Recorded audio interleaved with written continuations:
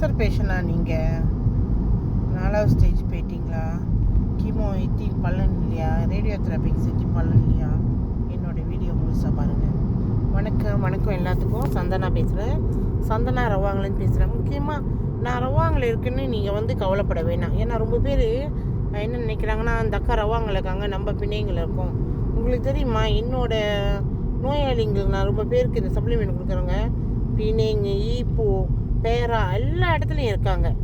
So நம்ம அவங்களுக்கு ஒரு விஷயம் நம்மளுக்கு தேவைன்னா நம்ம காரணம் சொல்லக்கூடாது.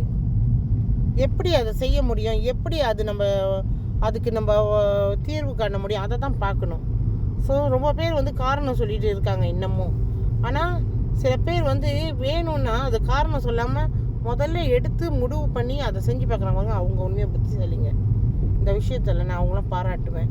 ஏன்னு சொன்னால், கேன்சரு ரொம்ப பேர் என்கிட்ட வரவங்க உங்களுக்கு தெரியுமா, ஆரம்ப காலத்துலேயும் என்ன சொல்லிடுவாங்க, அப்புறம் விட்டுட்டு போயிட்டு இப்போ சொல்கிறாங்க, அக்கா 4வது ஸ்டேஜ், இப்போ எங்கள் அப்பாவுக்கு ஒன்றும் செய்ய முடியாதுன்னு சொல்லிட்டாங்க. டியூப் போட்டிருக்காங்க, யூரின் டியூப் போட்டாங்க, வெளியே படுத்த படுக்கையாக இருக்கார். கீமோ செஞ்சு பார்த்தோம், ரேடியோ செஞ்சாங்க, திருப்பி கீமோ செஞ்சாங்க, ஒன்றும் எங்களுக்கு சரியாக வரலக்கா. ப்ராடக்ட் நம்ம ட்ரை பண்ணி பார்க்கலாமாக்கா?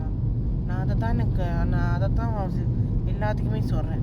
தயவு செஞ்சு ஆரம்பத்தில் வந்துருச்சுன்னா, உங்களுக்கு தெரிஞ்சிச்சுன்னா அதோட செலவு ரொம்ப குறைவாக இருக்கும்.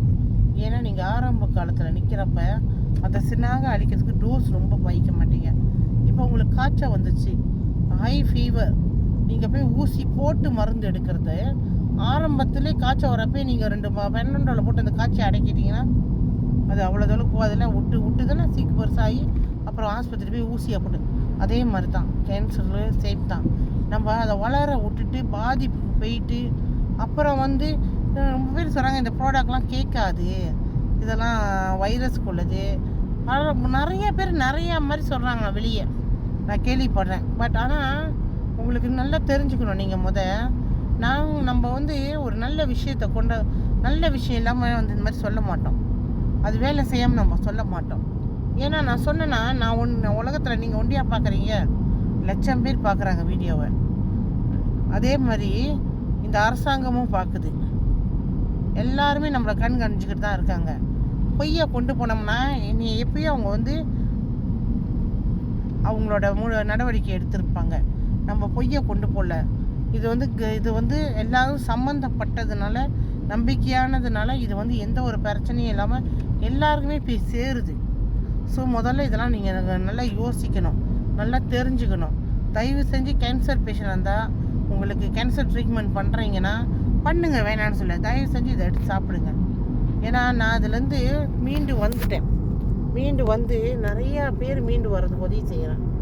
அதை ஏன் நீங்களும் ஒரு ஆளாக இருக்கக்கூடாதுன்னு தான் நான் எல்லாத்துக்கும் பேசிக்கிட்டு இருக்கேன், சொல்லிக்கிட்டு இருக்கேன். ஸோ நீங்கள் எடுத்து சாப்பிட்றதுனால நான் லட்சாதிபதி ஆகிட மாட்டேன், கோடீஸ்வரி ஆகிட மாட்டேன் உங்கள் ஒரு ஆள் வாங்கிறதுனால. ஆனால் நீங்கள் நல்லா ஆகி வந்தீங்கன்னா நான் சந்தோஷமாக ஆவேன், நிம்மதியாக ஆவேன். ஏன்னா ஒரு உயிரை நான் காப்பாற்றியிருக்கேன், எனக்கு அது போதும். கம்பெனிக்காரன் எனக்கு சம்பளம் கொடுக்குறான், இந்த கம்பெனி எனக்கு சம்பளம் கொடுக்குது, அது போதும். என்னால் முடிஞ்சதை நான் செய்கிறேன். உங்களால் முடிஞ்சதை கண்டிப்பாக ஷேரிங் பண்ணுங்கள். நிறைய பேருக்கு இந்த விஷயத்தை கொண்டு சேருங்க. நன்றி, வணக்கம். எல்லோரும் எப்போதுமே ஆரோக்கியமாக, சந்தோஷமாக, நிம்மதியாக இருக்க இறைவனை நான் பிரார்த்திக்கிறேன். நன்றி. என்னோடய புலன மீன் கோசம் 16 29 கோசம் 4 818 புலன் நம்பர்.